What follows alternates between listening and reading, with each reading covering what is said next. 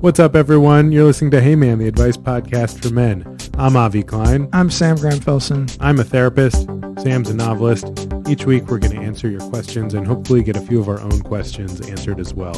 And this week, our guest is David Coggins. David is the editor of the new website, The Contender, and the author of the New York Times bestseller Men in Style, as well as Men and Manners. Stay tuned for a lovely conversation about how important it is to care for things, take things seriously, and in so doing, showing respect and care to the people around you. I really enjoyed this one, and I think you will too. For people who are not familiar with you, how would you introduce yourself to folks? I'm a writer. I've written a couple of books. People usually are reassured by that, even if they don't have any intention of reading them.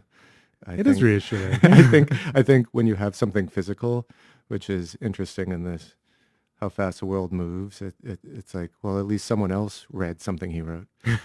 Maybe that absolves them from the responsibility of doing it. So I wrote a book called Men in Style, and then wrote a book called Men and Manners. And I've written for a number of magazines and newspapers, and a lot of the magazines are out of business, which used to be somewhat, not funny, but it's hard to get magazine work, basically. Is there a particular magazine that you mourn the loss of?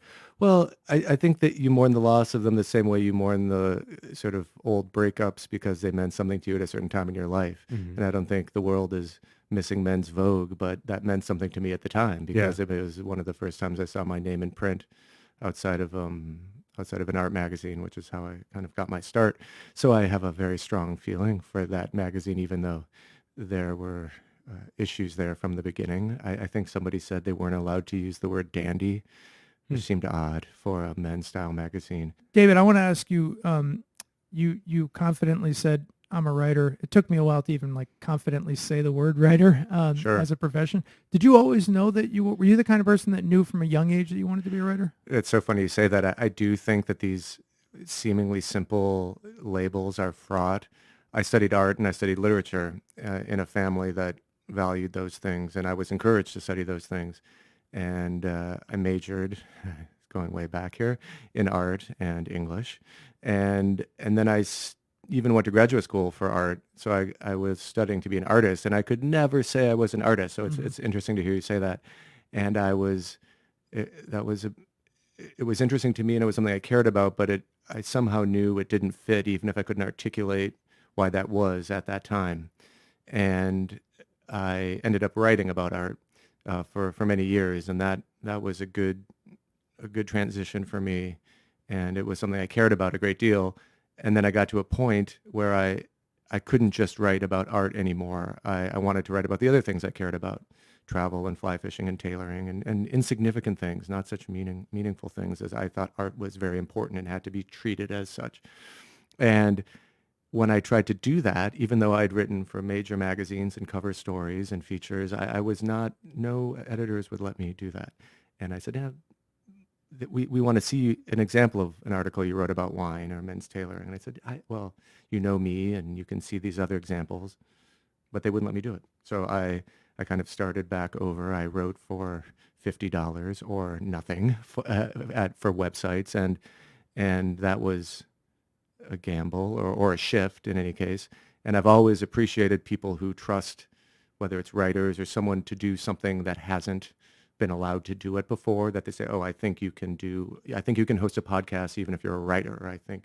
And then I started to write things in the same way people want to know, what magazines have you written for? Have I heard of them? And you say, well, do you want me to list them out? And often they'd say, yes. Okay, so I'll tell you, Esquire, Financial Times Magazine.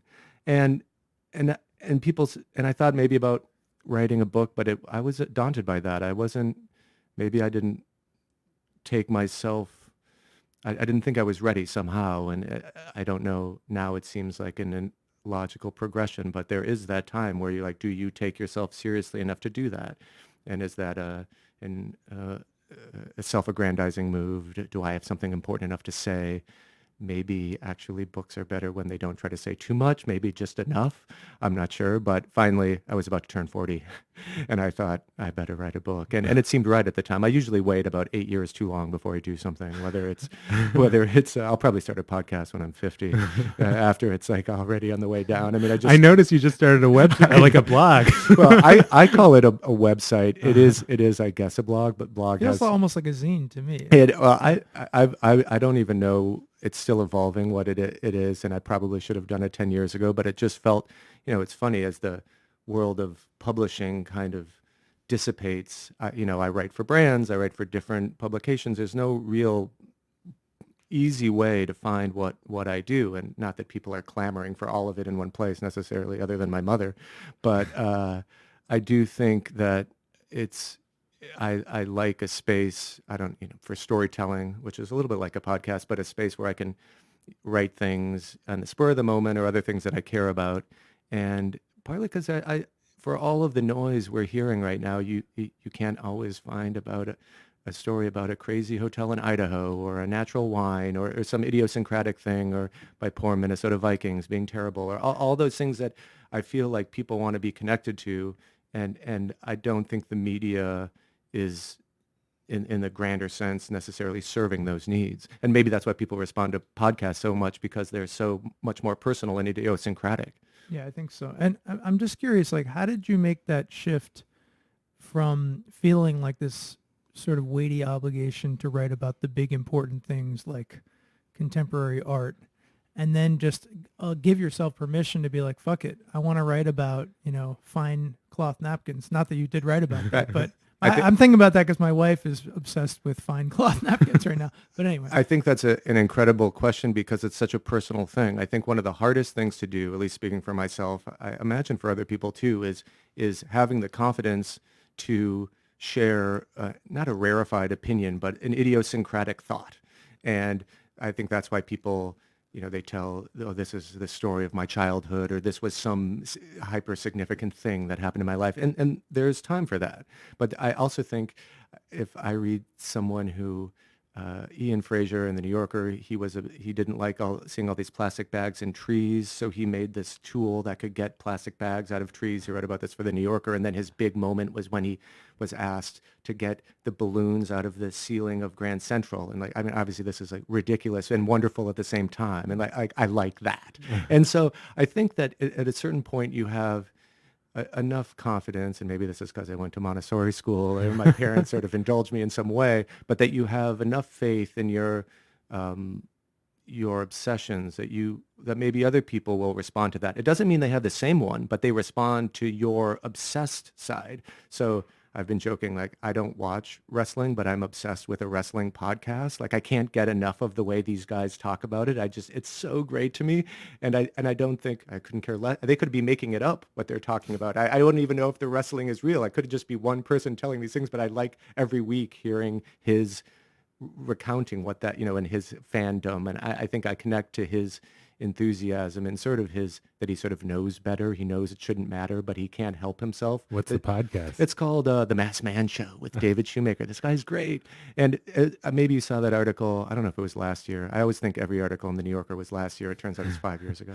Nick Baumgarten wrote about Deadheads, and I couldn't care less about the Grateful Dead, but it was an incredible article about the nature of these people who share bootlegs and all those things. It's funny you mentioned the Grateful Dead. So when I was in high school, I was pretty much like a massive conformist.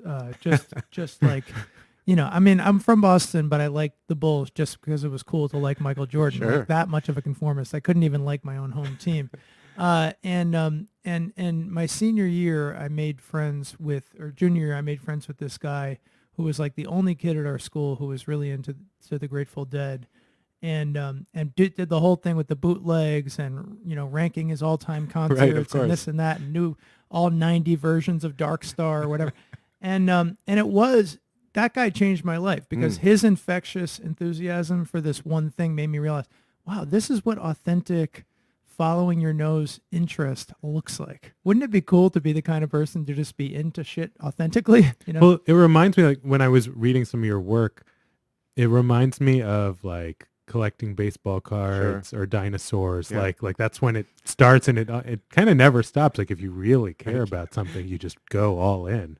And I feel like there's an art to loving something. And I think that you can see that it's natural in the way children are, but it also helps if you're encouraged to do that. And that can be through your parents or an uncle or friends. And I'm also very fascinated by how that happened before the internet existed. And I think about people who are my age or a little bit older and how you had to work harder to like Yeah. something. Mhm. So if I grew up in Minneapolis and I would go into Northern Lights, a record store a block away from First Avenue, and it was pretty intense going in there because there were these guys who were going to sort of look with disdain at whatever I got, but I wanted to kind of be near them and look at their kind of picks written in chalkboard, Yeah. written in kind of cryptic recommendations with their names. Jeff likes this or whatever it was. And even though I hadn't heard of some of these bands, but I think I wanted to be near those guys and their old concert T-shirts, and even kind of absorb a little bit of their disdain because I just wanted like a Cure B-side or something like probably the least adventuresome thing they sold in the store. And They rolled their eyes at of you course, the second you left. right. And I think while I was in there, I don't even think they waited. And I probably kind of needed that in a way. But I think that the way that you had to seek those things out at that time in the analog pace, and I think that there was a skill to that, and that was useful. I think now you can find so many more things, which is good too, because you can find like-minded people who are obsessed with the Smiths or Godard or whatever it is when you're younger. But you don't. You haven't refined the way to seek those things out, and you also don't have such a connection to them, because if you track down an Anthony Pohl paperback book, you have a different feeling toward it than if everything is a little more disposable, or you can find it with no problem and it can be sent to you from 20 different places on eBay. yeah, I'm thinking about like when I'm listen to something, I find something new on Spotify, and then they're like, people who like this, and this, and this, and versus like the searching and the quest for like what's going to give me the feeling that I feel, right? It's like part of the feeling is the search. So, it's funny talking with you. You're the only person we've had on so far where I know what your apartment looks like, and I know what your parents' home looks like. Goodness. And we know what your chair looks like. And I came away. There's a great video of David's chair being I didn't watch that. Refurbished, rather. Yeah. It's everything I set out to do in the first place. It was all part of the master plan. Right. Good grief. I wonder if you'll agree with this, but I just came away with the sense like you and your dad have a lot in common. He seems like just a really, I could appreciate the importance of him in your life just from like, getting to know you a little bit. Oh, that's a very sweet thing. My father, whose name is also David, I am very close to my parents, and I think as I get older, and I think this is true for a lot of people, and was one of the inspirations for the book Men in Style, is as you get older, you appreciate just how much your parents have done for you, or in this case, fathers. As a child, I think we see our parent. I'm not the psychologist here, but it seems to me that you see parents through the filter of what they kind of do for you in a very self-centered way. As you get older and you get to the age they were, maybe when they had you, you see them more on their own terms and what their ambitions were back in the 70s and how they lived their life and their style and what they wanted. And one of the things about that book was asking interesting men kind of what they learned from their fathers. How did their fathers dress? What lessons did they teach them? What did they look like? Yeah. And one of my favorite parts is this section where I asked men for photos of their fathers when they were young. And it's really wonderful. Some of them are in military uniform. Some of them are workers. Some of them are very fancy. And you just see them in a fresh way. And I think I've been lucky enough, and I don't think you always realize how lucky you are to be encouraged to read things and to be exposed to artists and travel in that way. And social media is a funny thing because it's a presentation of the way we live. And of course, my dad, I mean, talk about coming full circle. And I've talked about this before, he edited my writing when I was a boy. And he edited it pretty aggressively. It wasn't like, nice job, but you're my dad was hard. a pretty harsh editor. And so, of course, he denies this now, but I remember very vividly, I would show him my work. He would take out his pencil. He'd be sitting at the couch reading the New York Times, listening to music by the fireplace, and I could stay up past my bedtime on days that I had to do these assignments, and he gave it back to me, and I had to go edit it and clean it up, and and that was hugely important. I realized in retrospect. Fast forward, he was working on a book called Paris in Winter, and I edited that. And it was like, did I ever sharpen my pencils? I was like, I've been waiting 25 years to get back at this. And then his book is great, and I encouraged him to get on Instagram. And his biggest fear in life is somehow having to join Facebook and being forced to like something. And I said, you don't have to join Facebook. You just join Instagram. You live an interesting life. Your visual sense of style. And he said, I don't know. I feel like I'm going to be pulled into this whole thing. And now my mom calls herself an Instagram widow because my dad is on it so much. And I see my friends interacting with him, and there's some emojis are involved. And I was once I was in a store in Soho, and a man came up to me and said, are you David Coggins? And I sort of acted like that happened a lot. And I was like, yeah.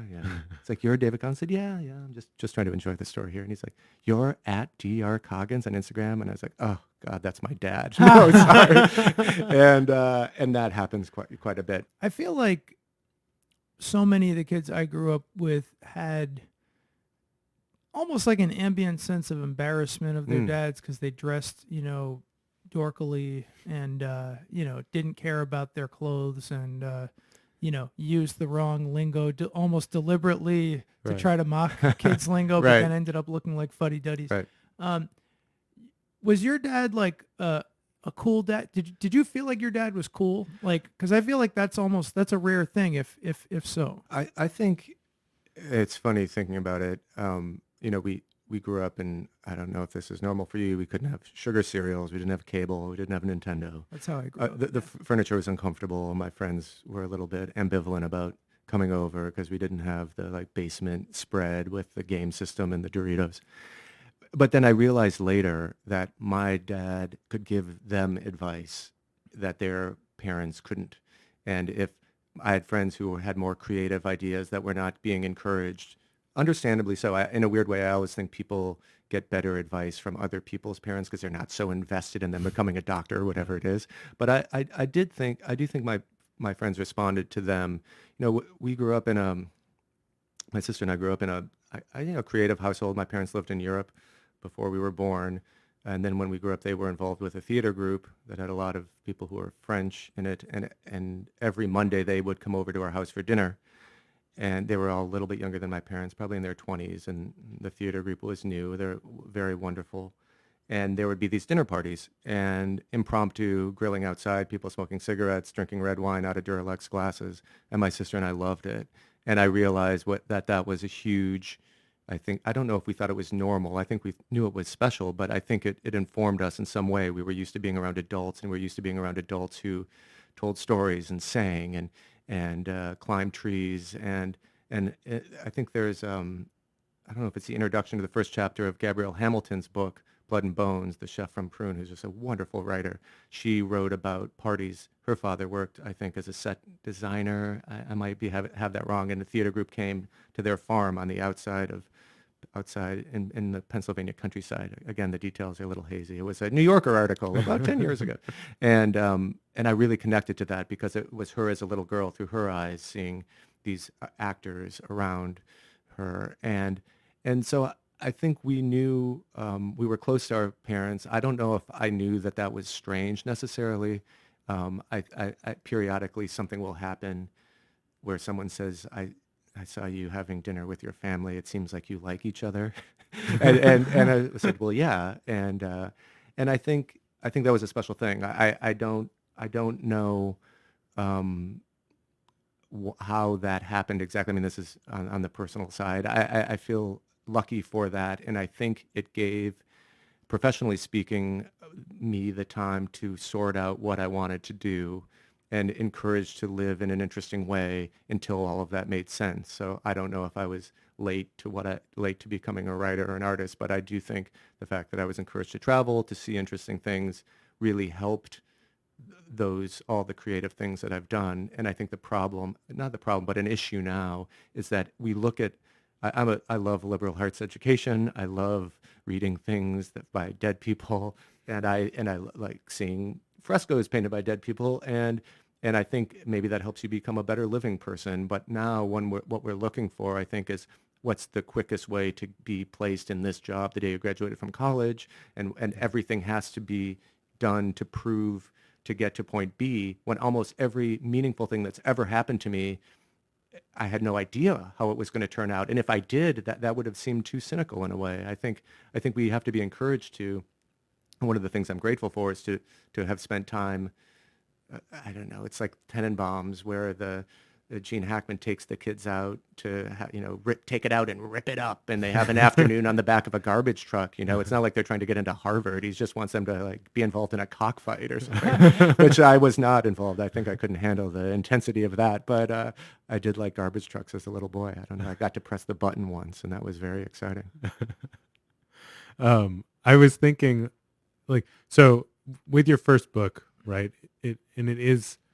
I mean, you write a lot about, there's a way in which you're sort of teaching men about how to be men, right? About a certain aspect of being a certain type of man, right? Like how to take care of yourself, right? I think it's funny. I don't think I set out to do that. And I think I want to ask each of us to ask more of ourselves. So that's not me telling you how to be, but I do think it's worth asking more of yourself. And so I think that men know that. I think that exists somewhere close to most people, and it just needs to be encouraged. And I'm not saying I'm the one to do it, but I think most people know somehow that they want to do the right thing. And I think when the second book, Men and Manners, came out, one of the questions I'm asked about most is tipping. The tipping, and people, I think people, they're not trying to get away with doing the least. They want to know they're doing the right thing. And that's why we come up with numbers and guidelines and all those things. But how did people come to see you as the guy to ask about this stuff? I think it's funny, and I everything I've done, it's probably because I spend way too much time thinking about it. And I think what happens is if you obsess over ties and Oxford shirts and you've written about it, then people will listen to you. And if you spend way too much time thinking about manners and etiquette and hopefully write about it in a way that people can connect to, I think you can study it, you can try to be an authority, but if you don't make some sort of connection with people, it doesn't matter how much you've studied or what you're quoting. And I hope that I should also say, like, I tried to do it was fun and strange and weird to do that for the first time, and I was a little insecure. If you say, I wrote for Bergdorf Goodman magazine, and at that time the late Glenn O'Brien was editing it, and I was writing about etiquette in a sort of uptown way, and that felt a little bit unusual, but I saw the way he wrote and was encouraged by him, which was a really valuable education, working with him over the years. And so you see how it looks in print, and you feel maybe you get not better, you just get more assured over time with expressing your opinion, and maybe you can do it with some humor. And I think if you care about it and you want to, I'm not trying to make people dress like me. I'm not trying to tell them how to be, but I do think I want them to dress better and behave better. And I think there's a feeling that's lacking somehow in society. So I want to challenge is the wrong word. I want to sort of get you to expand Sure. on what you think the link between good self-presentation and good behavior is. And I'm fascinated by this question because, like, I really have struggled with this. Like, one of my heroes, at the risk of sounding pretentious, is Henry David Thoreau. I grew up in Boston. I actually grew up swimming. I think if anyone is going to be receptive to that, it's David Coggins. I mean, I'm really He played for the Bulls, right? Yeah, exactly. So I grew up swimming in Walden Pond. That was like the place where my family went swimming. So and I'm enough of a Thoreau fanboy that I like visit his grave, which is filled with pencils and stuff. I'm not much of a Thoreau nerd. And one of the things, and I think of Thoreau as one of the most morally upstanding Americans ever. His early stands against slavery, against imperialistic wars, Sure. etc. Thoreau was a notoriously shitty dresser. He had terrible hygiene. Some people said he was like the ugliest man in America. And actually, if you look at photos, he doesn't look that ugly to me, but I think it had more to do with just his disdain for aesthetics. And so on the one hand, I idolize him. On the other hand, like I do like clothes. I do like looking nice, and I do feel like there is something absolutely to the idea that like if you take care of yourself, you feel more responsible in some ways. And I don't know. I just wonder if you can expand on that. That's a great. I feel like a lot has changed since then. I think that's a great point, though. Maybe the opposite of that would be like Henry James, somebody who cares a lot about the surface of things, even though there's a lot of deeply felt emotion in his writing. And I also think that there's a history of people whose, at the risk of saying their authenticity is expressed by the fact that they don't care about their outward appearance, though I do think that's still a conscious choice. I think now in 2019, I'm more interested in like the public realm. And I think we've lost this sense of what it means to be in public. And there's a variety of reasons for that, some of which were important, but I think have been taken too far. So to me, when you're in public, you have a certain responsibility to the people around you. And at the risk of getting carried away, but maybe this is an interesting thread to go down, I'm worried about the kind of cult of being comfortable.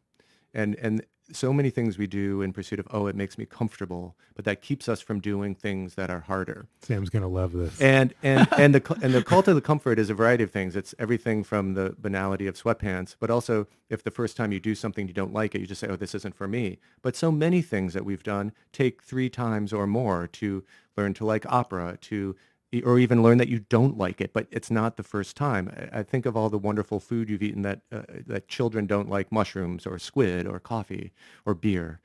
Where would our life be? Well, at least without a few of those things. You can probably live without squid. I couldn't live without any of Okay, those. well, there you go. And I think that there's something to be said for, now, so men don't want to wear suits, right? That's what we keep hearing. And someone goes in, they wear a suit, but it's probably cut incorrectly and it's uncomfortable. And then they never learn more about it and wear one that makes more sense for them. And I don't think the answer to the world is wearing a suit, but I do think there's a problem when people are asleep on the floor in an airport in a sweatsuit. Like, what's going on there? I do think there's a problem when people take off their shoes and put their bare feet on the barrier in a train station or on an airplane. And I think on its own, of course, it doesn't matter that much. But I think when you feel that you have a responsibility to the people around you, you're going to hold yourself to a higher standard.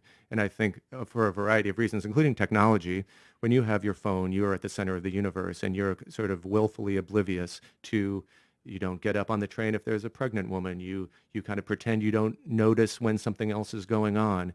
I always used to say, you used to look at a map and you could find out where you are in relation to everything else. Now you're just a flashing blue dot in Google Maps. You're at the center and everything revolves around you. And so I don't think, I like to see a well-dressed man. I think it makes me feel better about the world. I like seeing someone who dresses up. I feel like they're showing respect to people around them. I think you can take it too far. I think and I live in the world where people take it too far. But having said that, Gay Talese told me, couldn't believe that I wasn't wearing a sport coat in my author photo.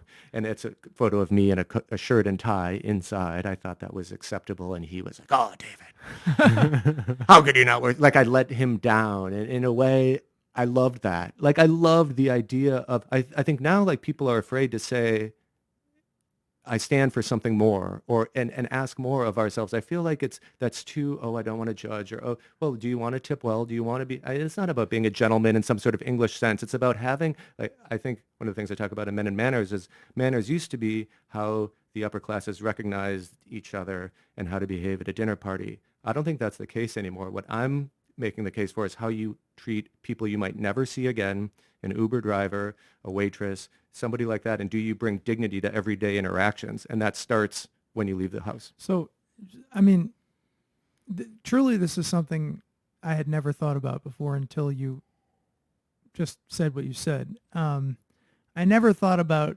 fashion as a generous act. I always thought about it as a selfish act of like, how good can I look to inflate my own ego? I never thought of it as like, how good can I look to bring pleasure to the people around me, even people I don't know, people on the subway.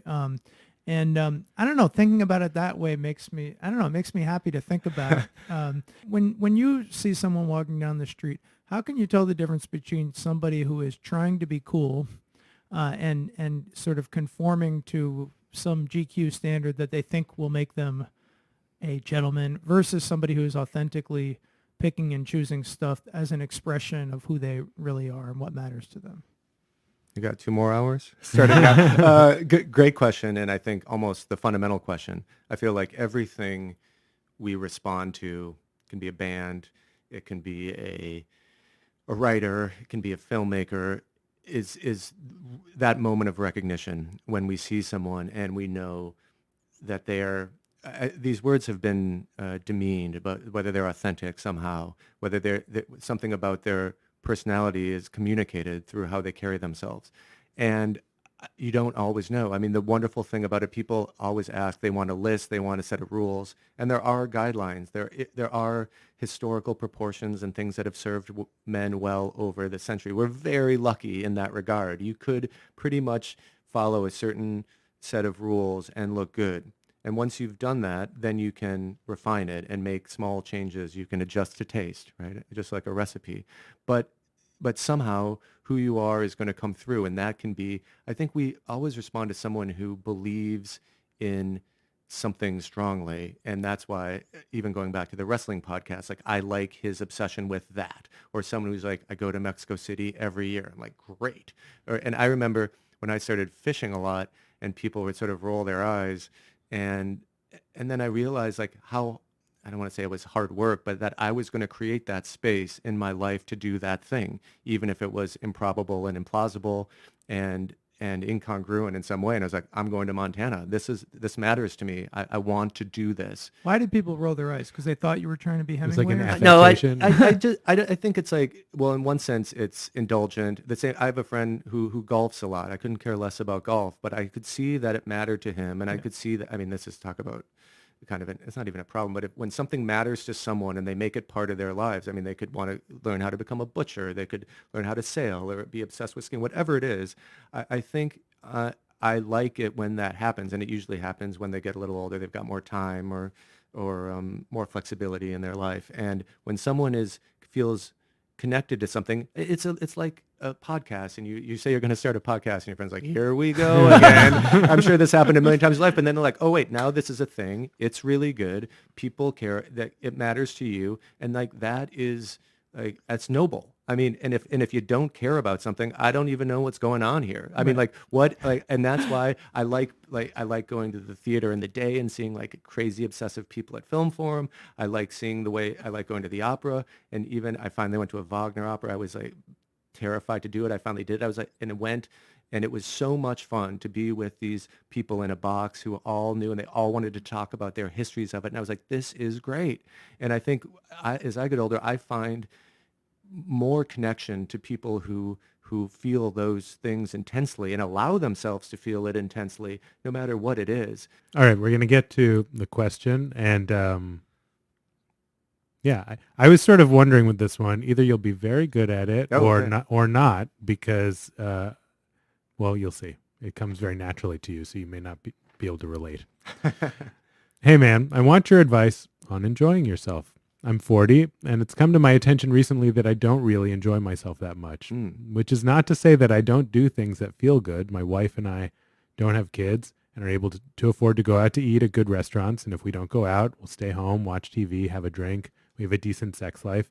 Life's not bad, and all of those things are good, but I don't really get a ton of enjoyment out of them. What I mean is I don't feel like I'm enjoying them. I also choose to spend plenty of leisure time doing stuff that I wouldn't necessarily say I enjoy, like playing video games, but I do it anyway.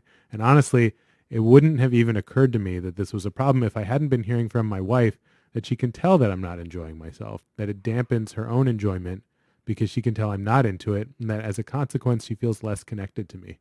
She wants to hear from me that I'm having a good time with her, and she wants it to be real, not bullshit. What do I do? Signed, Num in Nolita. Wow, that is an incredible document. And I think that speaks to a lot of what people are feeling now, and that's sad to me, but because it's human and real. And I think I feel like people, it seems to me that some men don't trust their own interests and where that might lead. And if I can't speak directly to this to Num and Nolita, if what I do think though is that if you try something, it's not strange to keep going down that thing. It could be going to the cloisters. I would actually go to a religious space. If I Mm. love going to churches as I get older. I love being I love listening to devotional music. And I think that is something to be connected to themes that have existed before we were alive. And so that might be an answer, a place to start. And to feel, there's this, I don't know if you know that, Sir Kenneth Clark had this book called Civilization, and then this miniseries called Civilization, which is really an old line view of what the Western civilization. It was on the BBC, probably late 70s, early 80s, and oddly came to PBS in America and was a huge success in America, even though most of the stories were taking place in Western Europe. It's definitely not been updated in any to deal with any of our views, but seeing that, watching those shows, which you can get on Netflix, they were actually filmed, even though they were on television, but in film, and it's very interesting to see the kind of this one view of Western civilization, and you feel a connection to something, even if it kind of fudges over some details. And being part of those things has meaning, and I think you feel that more over time. And I don't think it happens by listening to the latest song or seeing the latest TV show. I think it can happen. I mean, when I see The Marriage of Figaro, I feel, or if I'm in Paris, like I'm proud to be a human being. And I think that to do that, and that it doesn't have to be grand things, it can also be modest things. You could get into gardening, and I consider fishing a modest thing in that way. It's an act, a repeated act, a solitary act, punctuated by excitement, usually in a beautiful place. You can do that. That could be in a park if you're walking or doing these other things. And I think that I feel like going back to those things necessarily has meaning, and I don't think, and I think you have to allow yourself to do that. And I would go to see the Duccio at the Met. I would go to like pre-Renaissance art. I would start there, and even if you react against that, that might be the right direction that you want to get in, and you might find yourself into a new space of purpose. And you got to be open to it, and you can't like. And it's going to make you uncomfortable. Well, yeah, and honest, like I feel like we're so encouraged, whether we realize it or not, to be a little bit glib. That's the way the culture works now, and you kind of got to be open to big ideas. And yeah, it's How do you cultivate openness? I think that's well, um, also a good question. I think if this man obviously has a sensitive partner who is aware of that in him, and to be with someone who cares about you in that way is really good, yeah. because then it's not like she doesn't know that about him and he feels isolated. He feels that maybe he feels bad in a different way because she truly sees that in him. But I think that starting that way uh, with a partner who's invested in your happiness is a good way to be. And I think you can talk. I mean, I love conversations. I love talking to people, and I love, big ideas and the vulnerability that comes with those things.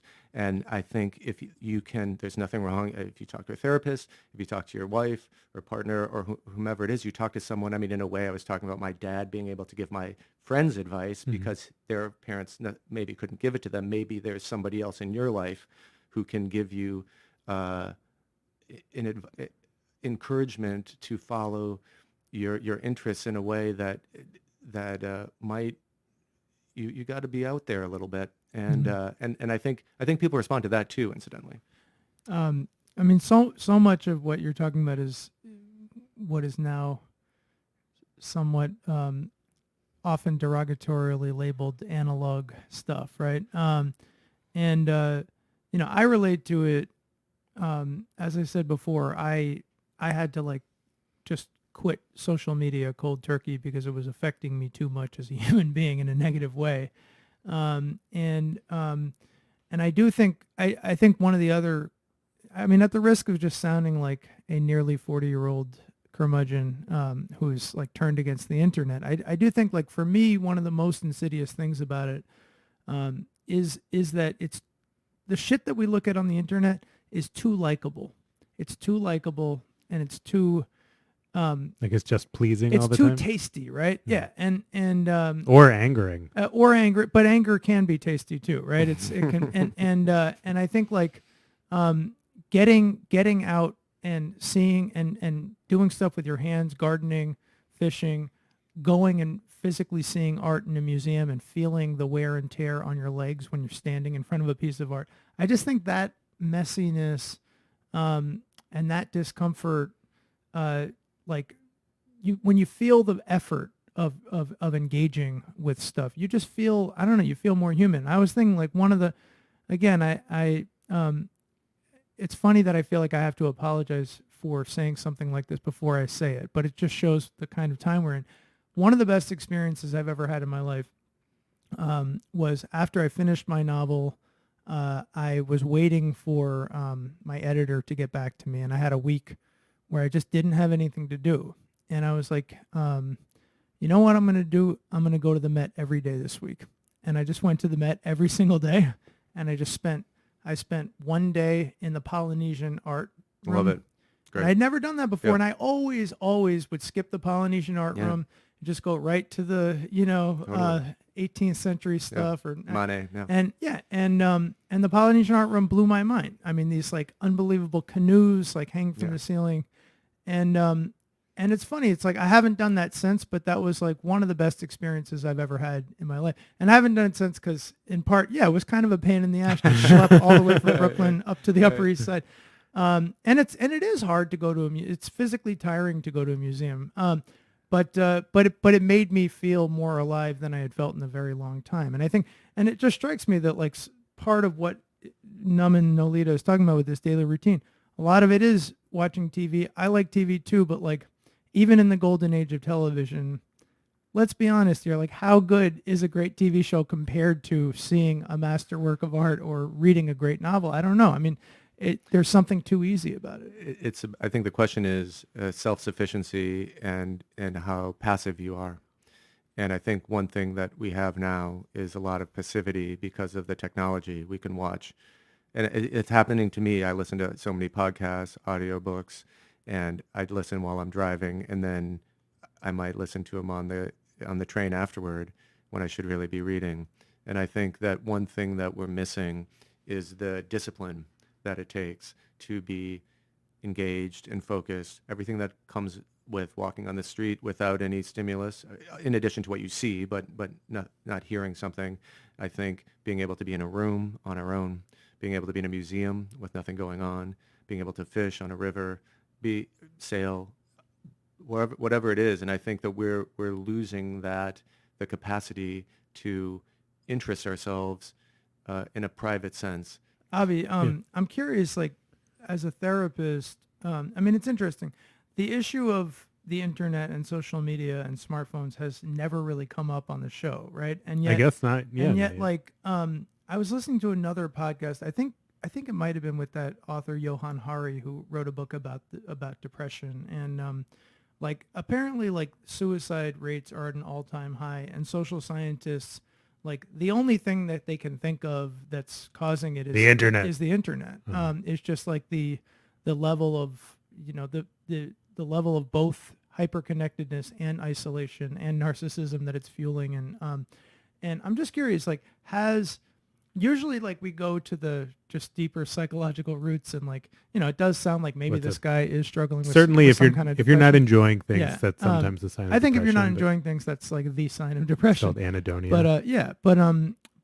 But do your client, like, do you talk about like the kind of dehumanizing effects of just being online all the time? Like, does it feel like an epidemic to you? I think a couple of years ago it came up more. I think at this point it's so readily accepted that social media makes you feel like shit that it's like kind of like a... Isn't that crazy though that that's accepted? Yeah. It's like there's this thing that we're all addicted to that makes us all depressed, and like, all right, onward. I mean, come on. There's some, I mean, certainly as I'm just thinking through the people that I work with, some people are maybe a little bit more susceptible to comparing themselves to what they see online in particular, or their sense of how everyone else just seems to be happier or more engaged in, if they only knew, right, what everyone's life was like. But so some people I think do take it harder, but it almost seems like a given at this point. But to bring it back to this person, I mean, I think the theme of a lot of our conversation even before the question is about how good it is to be uncomfortable and to struggle through things. And I think it's, I feel like one thing that reassures me, if you get, there's a wonderful book of E.B. White's essays. So he used to write The Letter from Out East. It was the beginning, opening piece in the New Yorker. Every issue, he kind of invented it. And he was living in Maine at the time on a farm. And That farm was for sale recently. It was like oh my goodness! See, wait, you were a little online. out of my price. A little out of my price. I was online. Yes. And he writes so beautifully about life on the farm and the cycles of life, but also very specifically about kind of political upheaval, high oil prices, turmoil in the Middle East. I'm like, wait, what's going on? These are a lot of the same issues we're having now. And when I read those letters, besides the fact that they're sort of a master class in American writing, and they also, there was something oddly reassuring about the fact that there are these intractable problems. Doesn't mean you don't wish they went away, but that they've been around for a long time. And what I would tell Namanolita is that it's not just E.B. White. It's things have been, the complication of human dynamism, upheaval, sadness, all those things have gone on for hundreds of years. And we're part of that thing. And I find that reassuring. I like knowing that if you want to listen to it, John Dowling, In Darkness Let Me Dwell, 1605 was written. It's on ECM label. Incredibly beautiful music, written at the same time as Shakespeare. Incredibly sad. I find it very reassuring. Like, I like sad songs. I like being around people who are sad. Not the authors who are sad, films that are sad. Every great book in the history of writing has a sad ending, in my mind. Every great movie has a sad ending. Every story has a sad ending. And I find that reassuring. And I can't speak to Namanolita, but I do think knowing that those things have existed and that challenge is enduring, it's not getting solved. It's living with it. Mm-hmm. And once you know that, at least to me, like, I find that good. I think the when you try to solve it, then you're worried about the fact that it hasn't been solved. I'm here to say it's not getting solved. It's learning to live with a certain amount of discomfort and sadness, and it's not going to get fixed by social media. It's not going to get fixed by professional success. It's learning to live a complicated life that we're all going to have, and with all the pleasure, with your wife or girlfriend, professional success, there's still going to be those undercurrents, and to be honest, being an adult is coming to terms with those. What I'm hearing you say, which certainly resonates to me as an adult, as a human, and as a therapist too, is like, I think you're reading into his question perhaps accurately that we often cope with the sad reality of life by trying to numb ourselves to it, right? And that what makes you really feel alive is to embrace what's sad, to feel connected to others, to feel what's sad. That the sadness is also what's beautiful about life. Yeah, I mean, yeah, I think when I was younger, I had this like ridiculously, appropriately naive view that the goal was to just be happy all the time and like eradicate sadness, right? And of course that's impossible. And even like Buddha would say, he's not happy all the time. He's just feeling equanimous in sadness and feeling equanimous in happiness, and he's feeling both all the time. And I think it's just like I still have to constantly remind myself that like feeling either sad or in pain or uncomfortable, all of the negative emotions, like that stuff, learning how to live with that stuff and ride those waves is the challenge of life, is the great challenge of life.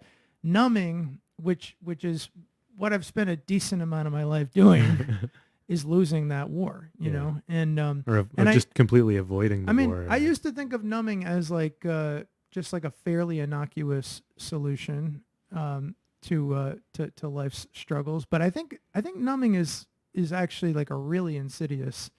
I don't even. It's not even a method. I mean, it's avoidance, right? Numbing is a form of avoidance, and I mean, and the worst form is when it's like so harmful to yourself that you get addicted to something that really fucks you up, you know, which many of us have.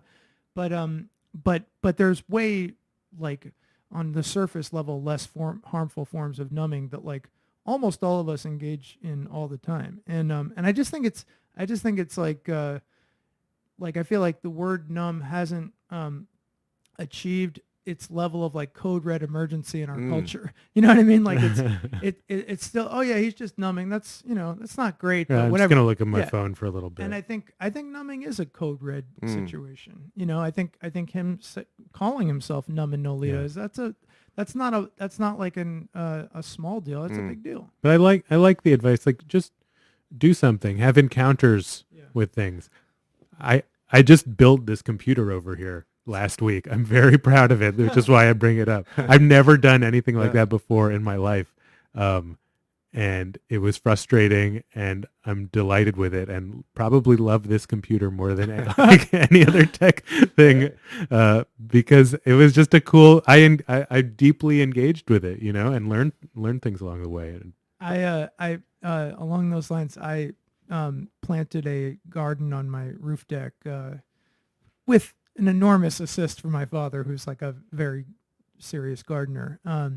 And it's been, But that's good. It's good to do it with other people. I think that's definitely, nice. definitely. But it's funny because I live on the second floor. It's like a long way up to the roof deck, and you know, watering that shit every day, especially with two kids, it's like a burden.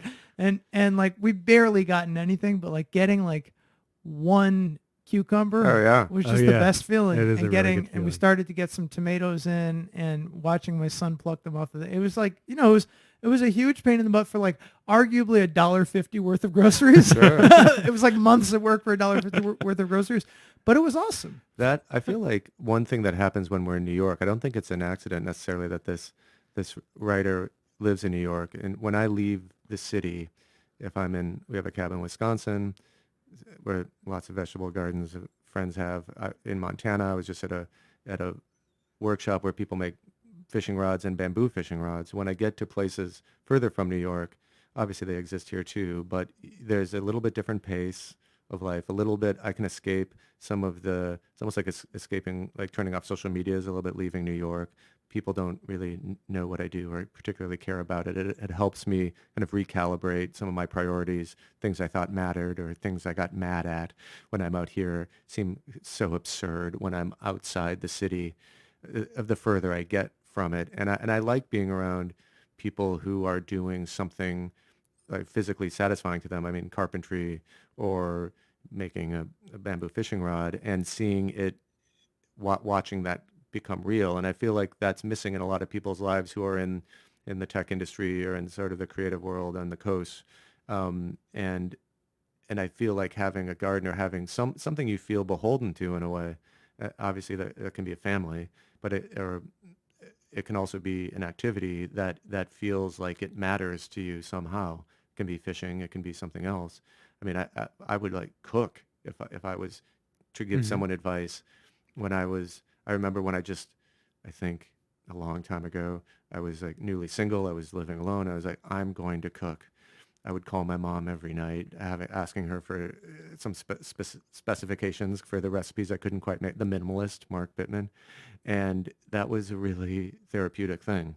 And I think it's important to be able to have something that you can connect to in that way. It's not going to solve everything, but I do think it makes you feel not in the stream. I think there's some sort of way where we feel floating somehow, and that's why the stream of Twitter keeps moving by us. The scroll of Instagram is moving by us. The successful friends we're focusing, or whatever it is that in your life, and it's hard to get some tangible connection to a place, or to a garden, or a vegetable garden, or to the craft of writing, or to whatever it is. And I think that when you feel those connections, I think that's a good start. David, before we end, we always ask our guests if they have a piece of advice that someone's given them or something that stayed with them that still speaks to them. Wondering what comes to mind for you. Well, I'm glad you warned me about that because I was before I came on because I thought about it a little and somebody told me that when you're if you're I was asking about an endeavor I wanted to do and he said I'm going to keep it simple for you. You write a list of what you want from it and be honest about that list of what you want from this thing. And I thought that seemed like so unromantic and so kind of practical in a way that I didn't really enjoy somehow. But I think why I keep thinking about that is I feel like there's a big gap, and maybe the biggest gap is between what we want and what we think we want. Yes. And that and I think coming to terms with that gap is being an adult. And so when you start a relationship, when you write a novel, when you start a family, any of these things, you've got to know what you want from it in an honest way, not in the kind of seamless, presented to the world way, but what do you want from that thing? Because it may not be what you think you want from it. And you may, if you want to make money from it, say it. And if you want critical praise, admit that too, because once it happens, and those things, and if you weren't honest in the first place, it's just going to complicate things even more. And I feel like we don't, for all the imagery we focus on every day. I mean, it can even be true about when you're going on a trip, what you want to do if you're going to Paris or Venice or Los Angeles, like what do you really want from that trip? And I feel like sometimes I see people and they're so busy and I'm like, did you enjoy all that? Like there's something to be said for sitting in a beautiful bar or cafe in Venice and loving that. But someone's like, no, I've got to keep going. Right. I'm like, well, okay. And it is true. You want to see all these things, but maybe there's something for yourself in there too, taking time to just be in this great place. And so I'm very interested in how in being honest about what we want from the things that we say we want. This has been coming up a lot in the last few weeks, and I don't know. There's something both incredibly vulnerable and potentially powerful about being clear about what you want. You know, it's kind of embarrassing to say Completely. I want this. You know, I think that's also that's why it's so hard for people to define the terms of success for themselves because there's very obvious indicators, and most of them are bad. It's like an expensive watch. It's like, I'd rather not, that shouldn't be it. Or an ugly car or some other thing. It doesn't mean there isn't a thing that you've always wanted to do, and when you get to do it, you don't feel proud to have done it, to meet someone you thought was a hero of yours, or to have a novel printed, or to have your own practice, or whatever it is. I think it's good to have those things, but I also think you want to have a more self-sustaining. I mean, success is going to keep you nourished in some other way, not in a way for anybody else. That's why I think it's always so strange when people go to reunions or certain types of gatherings, because you're kind of comparing these superficial versions of success. And there's something to be said for not being upstaged by your nemesis or whatever, but that's only going to last for 10 seconds. You need something that's going to last longer when you leave those places, and that can stay with you. And I think that will keep you going in a more meaningful way. has that changed for you in your life? Like, you're a little bit older than us, so I'm looking to you for some wisdom. It's completely changed. I think. How did you figure? Like, how did you? I feel like at a certain point you want to do a thing that matters to you in some way, and if you, in a case of publishing a book, I want it to have been the way I was proud of, and that I was happy that the way it turned out, the way it looked, the way it felt, what it said about that time in my life. And I think that focusing on how the work was more important than the reception. Of course, you want it to connect with people, you want to meet people in all these ways. But I think as I don't think I set out to do this in this way. I don't think I meant to give people advice in any, it would be strange if I did. I think it would make it much worse. It was sort of something I discovered, and interestingly, speaking of technology's helped it, because from the time Men in Style came out to the time that after that is when Instagram messages began. And that's a very seamless way for people to contact me. I get messages all the time. And I was either smart or very foolish to say on some other podcasts, I always respond to the messages, which I do. And I get asked questions about where to travel or how to dress or all sorts of things. And I think that that's a nice thing. And I ultimately, and I think that it's nice to connect with people in some way, even if it's not as meaningful as you giving them life advice or helping them through more deeper problems. Sometimes it's just helping them be a slightly better version of themselves, or just some small way, or to show that it's worth wanting to improve themselves in some way or be a better version of themselves. And so I like being able to write for people, and I like helping them. And I never thought that would be the case. I honestly, in some way, it's helped me be a softer person and a gentler person. I mean, if you write a book about manners, you have to behave better all of a sudden, people.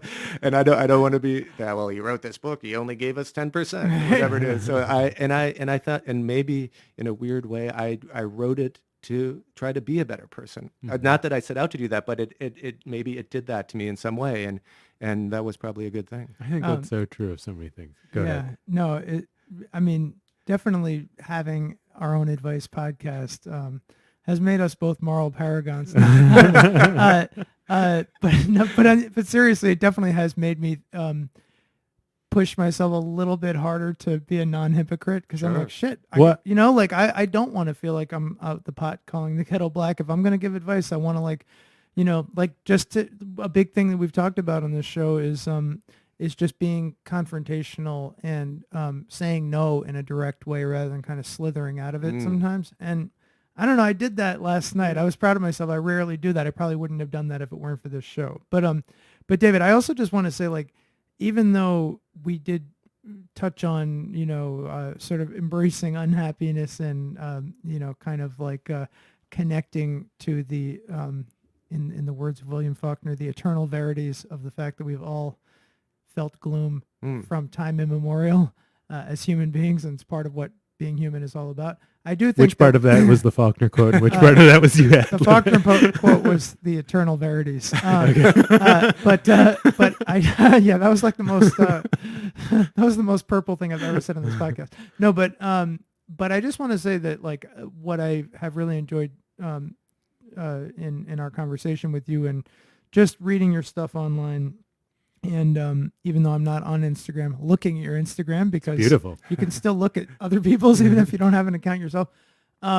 Just that you take pleasure seriously, and I think that it's too easy to dismiss pleasure as trivial. And I think like the older I'm getting, the more I'm like, pleasure is what the game is all about. If you're constantly pushing it back and saying, I'll have pleasure later, or at some point I'll experience pleasure, like, then you're going to be the old guy that put it off, Right. Oh, that's a nice thing to say. And thank you. And I think there's something about, the joy with being alive, and what are those things, and getting closer to those things when you realize what they are to you.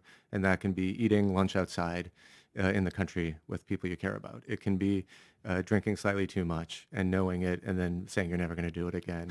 And it can be being in Florence, and it can be fishing for me, and those things. And as I get older, I'm much more aggressive about pursuing those things than I was. And I think that is an important thing. And I think if you don't make an effort to get closer to the things you care about, no one else is going to do it for you. No one else is going to encourage you to start and make habits and have hobbies and do those things. And there's a little bit of selfishness in there, but also ultimately a generosity, because you can share those things with other people. Mm-hmm. If I go to someone's house and they've made some beautiful souffle, like, I love that. I love feeling connected to them. Of course, it's delicious, but it's also a thing that they did that they're sharing with me, and that's what else is there? Yeah. I mean, ultimately, and if I can be with someone and they catch a fish for the first time, ultimately, like, it's amazing. And I think that when I see the people that I'm close to, I see people who love to travel, love to eat, love to be outside, have like strong passions, often sometimes ones I don't share, but like that they're in touch with their passionate side and the things that they care about. And I think that's an important thing. And the closer you get to those things, the happier you'll be. Great. We'll put this all up in the show notes, but where can people find you? People can find me, well, I have a website now, The Contender, which deals with a lot of these things. It's travel, style, fishing, drinking, etc. That's thecontender.co. They can find me on Instagram. My assistant does all that. I've never been to any of those. I've never taken any of those photos. No, Instagram and Twitter. I mean, I love Twitter, even though I know that it can be a dark space, but at David R. Coggins. And if you write me, I'll write you back. All right, that's it for our show this week. As always, if you have a question that you want our help with, you can email us at heymanpod@gmail.com. You can also slide into our DMs on Twitter or Instagram. And you can find us there at heymanpod. That's for Instagram and Twitter. You can also leave us a voicemail for the show at 917-426-4326. And if you have a moment, please give us a review. It really helps get the word out. And we appreciate the positive feedback. Have a great week.